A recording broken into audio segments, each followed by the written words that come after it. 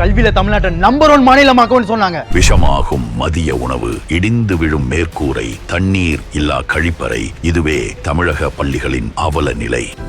இந்த நிலை மாறிட வாக்களியுங்கள் தாமரை சின்னத்திற்கு. தமிழ் சினிமாவில் தன்னோட இயல்பான நடிப்பால ரசிகர்களோட மனசை ஈர்த்துட்டு வரக்கூடியவங்க தான் நடிகை ரேச்சல் ரெபேக்கா. இவங்க இப்போ ரீசெண்டாக வந்து தாய் கிழவி படத்தில் நடிச்சிருந்தாங்க. அது மூலமும் பேசு பொருளாக மாறியிருந்தாங்க. ஏன்னா இவங்களோட நடிப்பு வந்து எல்லாருக்குமே பிடிச்ச மாதிரி இருந்துச்சு. இந்த ஒரு நிலையில தான் கொஞ்சம் நாளைக்கு முன்னாடி ரேச்சல் ரெபேக்கா கொடுத்த ஒரு பேட்டி ஒன்று இப்போ வைரல் ஆகிட்டு வருது. அதில் அவங்க வாழ்க்கையில் நடந்த கொடூரமான சம்பவத்தை பகிர்ந்திருக்காங்க. இதை பார்த்த ரசிகர்களை கண்கலங்க வச்சிருக்காங்க. அதாவது அவங்க கொஞ்ச நாளைக்கு முன்னாடி ஒரு பேட்டி கொடுத்திருந்தாங்க. அந்த பேட்டி வந்து இப்போ சமூக வலைதளங்கள்ல நிறைய பேரால பகிரப்பட்டுட்டு வருது. அதுல அவங்களோட வாழ்க்கையில நடந்த அவஸ்தைகள், கொடுமைகள் பத்தி வந்து வெளிப்படையா சொல்லியிருக்காங்க. இதை கேட்ட ரசிகர்கள் வந்து அவங்களே ரொம்ப கஷ்டப்படக்கூடிய அளவுக்கு வந்து மாறி இருக்குன்னு சொல்லலாம். ஏன்னா அந்த அளவுக்கு ரேச்சல் ரெபேக்காவோட வாழ்க்கையில மிகப்பெரிய ஒரு கொடூரமான சம்பவம் நடந்திருக்கு. அது என்ன அப்படிங்கிறத பத்தி விரிவா பார்க்கலாம்.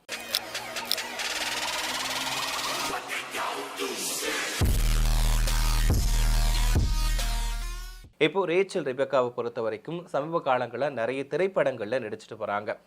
அது மட்டும் இல்லாமல் அவங்க தேர்ந்தெடுக்கக்கூடிய கதாபாத்திரங்கள் அப்படிங்கிறது சின்ன கதாபாத்திரமாக இருந்தாலுமே மக்களோட மனசில் போய் சேரக்கூடிய வகையில் தான் இருக்குது. அது மட்டும் இல்லாமல் இவங்களோட நடிப்பு வந்து நம்ம வீட்டில் ஒருத்தவங்க எப்படி இருந்தாங்களோ, வீட்டில் ஒருத்தவங்க எப்படி இருப்பாங்களோ அந்த மாதிரி தான் இருக்குது. ஓவர் ஆக்டிங் இல்லாமல் ஒரு நார்மல் பொண்ணு எப்படி இருப்பாங்களோ அந்த மாதிரி தான் இவங்களோட நடிப்பும் இருக்குது. இவங்க வந்து கடைசி விவசாயி படத்தில் நடிச்சிருந்தாங்க. அதில் வந்து நீதிபதியாக நடிச்சிருந்தாங்க. ஸோ அதுவுமே இவங்களுக்கு பேர் வாங்கி கொடுத்துச்சு. ஒரு சிறந்த குணச்சித்திர நடிகைக்கான விருதுமே வாங்கி கொடுத்துருந்துச்சு. அதுக்கப்புறமா குட் நைட் படத்தில் நடிச்சிருந்தாங்க. இதில் வந்து அந்த படத்தில் வந்து ஹீரோவுக்கு அக்காவாக நடிச்சிருந்தாங்க. அதுவுமே ஒரு நல்ல கேரக்டர். ரொம்பவே சிம்பிளாக இருந்தால் கூட அந்த கேரக்டருக்கு என்ன தேவையோ அதை வெளிப்படுத்தி இருந்தாங்க. இதுக்கப்புறம் பார்த்தோன்னா மெய்யழகன் படத்துலையுமே நடிச்சிருந்தாங்க. இப்போ ரீசெண்டாக பார்த்தீங்கன்னா தாய் கிழவி படத்தில் வந்து ராதிகா சரத்குமார் அவங்களோட பொண்ணா நடிச்சிருந்தாங்க. இந்த கதாபாத்திரம் வந்து பேசு பொருளாக மாறிச்சு. என்னன்னா இந்த கதாபாத்திரத்தில் நடிச்சதுக்காக எல்லாருக்கும் பிடிச்சமான ஒருத்தவங்களா மாறினாங்கன்னு சொல்லலாம்.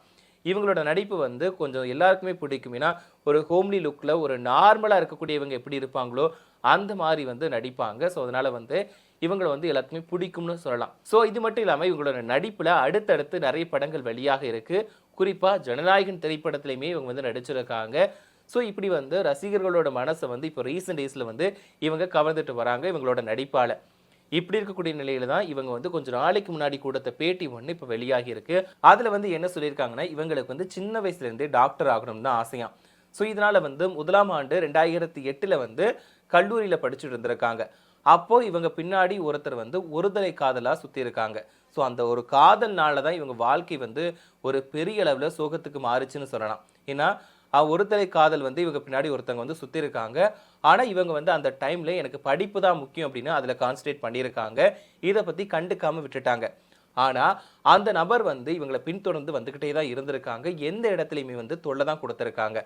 ஒரு டைம் வந்து இவங்க வீட்டில் தனியாக இருந்திருக்காங்க.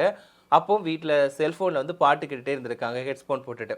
அப்போ யாரோ வந்து காலிங் பெல் நடத்துனாங்களாம். உடனே வந்து யாருன்னு வெளியே வந்து பார்த்தா இந்த பையன் வந்து வெளியே நின்றுருக்கான். உடனே இவங்களும் ஷாக் ஆகிட்டாங்க. வந்தவனும் இவங்க கையில் இருந்த ஃபோனை பிடிங்கிட்டு இந்த ஃபோன் உனக்கு வேணும்னா நான் சொல்கிற இடத்துக்கு வா அப்படின்னு சொல்லி மிரட்டிட்டு போயிட்டான் போல. இருந்தாலும் இவங்களுக்கு வந்து ரொம்ப வந்து பயம் கொடுத்துருச்சு. இதுக்கப்புறம் என்ன பண்ணுறது, யார்கிட்ட சொல்கிறது, என்ன பண்ணலாம் அப்படின்னு சொல்லாமல் யோசிச்சுட்டே இருந்திருக்காங்க. ஒரு கட்டத்தில் நம்ம இதுக்கப்புறம் வாழவே வேண்டாம், தற்கொலை பண்ணிக்கலாம், என்ன முடிவு எடுக்கிறதுன்னு தெரியாமல் தற்கொலை பண்ணிக்கலாம் அப்படின்ற ஒரு ஸ்டேஜுக்கு வந்து போயிட்டாங்க. இவங்க வீட்டில் வந்து ஹேர் ஆயில் தயாரிக்கிறது, அதாவது வீட்டில் வந்து ஹேர் ஆயிலுக்கு வந்து நிறைய டிஃப்ரெண்ட்டாக ஏதாவது தயாரிக்கிறது வந்து இவங்க தான் பண்ணுவாங்களாம். ஹேர் ஆயில் தயாரிக்கிறதுக்காக குன்றி மணி அப்படின்ற ஒரு விதையை வாங்கி வச்சுருந்துருக்காங்க. அது வந்து விஷம் அப்படின்னு அவங்களுக்கு தெரியுமா. ஸோ இதை நம்ம வந்து அரைச்சி சாப்பிட்டுடலாம், சாப்பிட்டுட்டு நம்ம உயிரை விட்டுடலாம் அப்படின்ற ஸ்டேஜுக்கு வந்து அவங்க போயிட்டாங்களாம். ஏன்னா அந்த ஃபோன் வந்து அவங்க சித்தப்பா வாங்கி கொடுத்து தான். ஸோ அதனால் வந்து அது கூட ஒரு கனெக்ஷன் இருந்துச்சு. அதை எப்படி வாங்குறதுன்னு தெரியல, வீட்டில் எப்படி சொல்கிறதுன்னு தெரியல அப்படின்ட்டு இவங்க இந்த ஸ்டேஜுக்கு போகிறதுக்கு முடிவு வந்துட்டாங்க. இதனால் என்ன பண்ணியிருக்காங்கன்னா அந்த ஒரு விதையை வந்து அரைச்சி பொடியாக்கிட்டு நம்ம வந்து தற்கொலை பண்ணிக்க போகிறோம், அதுக்கு முன்னாடி நம்ம சாமி கும்பிட போகலாம் அப்படின்னு சாமி கும்பிட போயிருக்காங்க.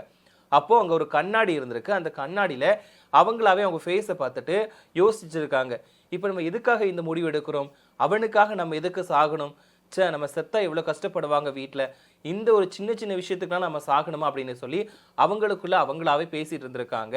ஸோ கடைசியாக என்ன பண்ணலாம் அப்படின்னு தெரிஞ்சு யோசிச்சுட்டு இருக்கிறவங்க வந்து ஒரு வழியை இதுக்கப்புறம் நம்ம சாகக்கூடாது, நம்ம வந்து வாழணும், நம்ம சாதிக்கணும் அப்படின்னுட்டு அந்த பொடியை தூர தூக்கி போட்டிருக்காங்க. ஸோ அழுதுகிட்டே இருந்திருக்காங்க. அதுக்கப்புறமா அவங்களோட அப்பா வந்து வீட்டுக்கு வந்த உடனே நடந்த விஷயம் எல்லாத்தையுமே எடுத்து சொல்லியிருக்காங்க. ஸோ அப்பா வந்து என்ன சொல்லுவாங்களோ ஏது சொன்னாங்களோ அப்படின்னு பயந்து போன அவங்களுக்கு அவங்க அப்பா வந்து தைரியத்தை தான் கொடுத்துருக்காங்க. ஸோ அப்படி வந்தானா அவன் வீட்டுக்குள்ளே வந்தவொடனே நீ வெளியே போயிட்டு டோர் லாக் பண்ணியிருக்க வேண்டியது தானே அப்படின்ற மாதிரி அவங்க அப்பா சொல்லியிருக்காங்க.